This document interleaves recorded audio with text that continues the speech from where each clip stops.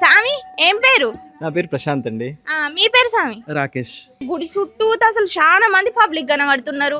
మరి ఇక్కడ ఎంత మంచిగా చేస్తారు, ఏం కథ? ఒకసారి ఒక మీ మాటలు చెప్పుండ్రి. మాకు కూడా యాక్చువల్గా తెలియదండి సుబ్రహ్మణ్య షష్ఠి గురించి. సో మా ఆలయ అర్చకులు వారి వల్ల మాకు ఈరోజు సుబ్రహ్మణ్య షష్ఠి అని తెలియవచ్చింది. సో మేము కూడా ఆలయ కమిటీ మెంబర్. సో నేను డైలీ ఇక్కడికి వచ్చి స్వామివారి దర్శనం, సుబ్రహ్మణ్య స్వామివారి దర్శనం రెగ్యులర్గా చేసుకుంటాము.